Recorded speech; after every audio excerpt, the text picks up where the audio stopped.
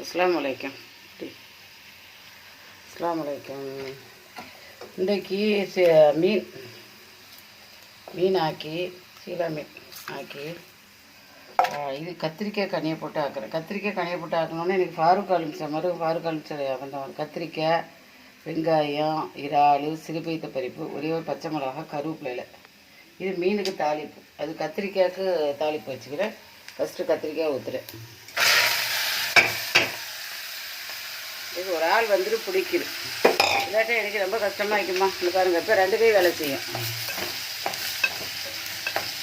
கத்திரிக்காய்க்கு இறால், கருவேப்பிலையில், பச்சை மிளகா, கொஞ்சம் ஒரே ஒரு பச்சை மிளகா நீட்டமாக வெட்டி போட்டேன். கனிஞ்ச உடனே சுண்டி ஒன்றும் இல்லாமல் அட்ரஸ் இல்லாமல் அப்படியே. இது மீனுக்கு தாளிப்பு. வெந்தயம், வெள்ளைப்பூடு, கடுகு, கருவேப்பிலையில் எல்லாம் போட்டு தாளிக்கிறேன். இது மீனுடைய இது புளி, தக்காளி, கல் உப்பு.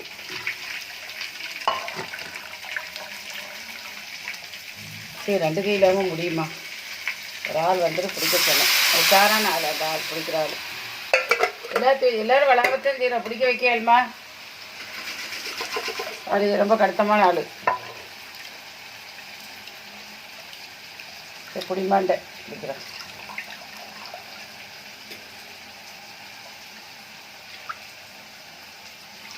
சரி, நோம்பு பிடிச்சிட்டு வேலை செய்ய பெரிய வேலை.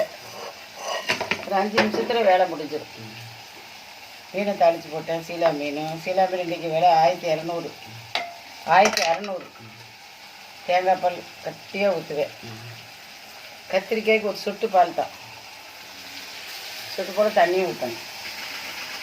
அதிலேயே கடிஞ்சிடும். மசாலா சகருக்கு சோறு வைக்கணும். முந்தினைக்கு இட்லி. அன்றைக்கி அந்த காலத்தில் முந்தினை பிந்தினையும் தான் சொல்லுவோம். இது கத்திரிக்காய் ஆக்கிற நேரம்லாம் வாரு கழிச்சா அடிக்கடி யூஸ் பண்ணிக்கிடுவேன். அவ்வளோதான். ஒரு நாள் புகார் சரிவா இதில் சிம்மோடு வந்த நாளையிலம்மா கத்திரிக்காய்க்கு இறால் போட்டாக்கில் சிம்மு வந்திக்கிறோண்டு. இப்போ முழுகு சிம்மு எந்த கத்திரிக்காய் இப்போ இறால் தான்.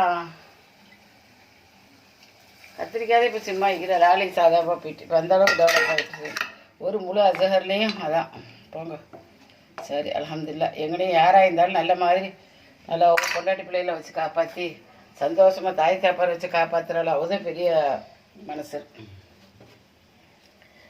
அதில் கொஞ்சம் யாராக இருந்தாலும் ஸ்ட்ராங்காக வைக்கணும். அது எல்லோரும் பார்த்துக்கிட்டு தானே வைக்கிறோம்.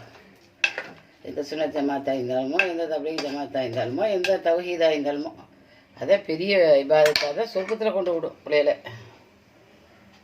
என் மூத்தவன் தான் பிடிக்கிறான். அதுக்கு தான் அவனுக்காக வேண்டி தான் இந்த ஹதீதை சொல்கிறேன். கஞ்சி கொண்டு வந்தார்.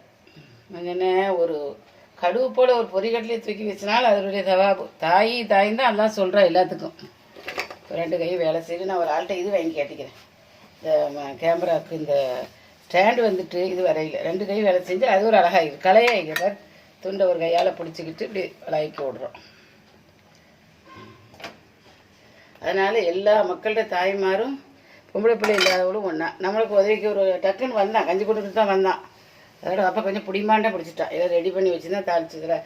இது சஹருக்கு. முந்தினைக்கு இட்லியும் இன்ஷா அல்லாஹ் பொரிகடலை சட்னியும் அரைக்கணும். இதை ஆக்கி தூக்கி வச்சுட்டு அதை அடுப்பில் ஏற்றிடுவேன். சரி, ஃபஸ்ட்டு இதை பாருங்கள்.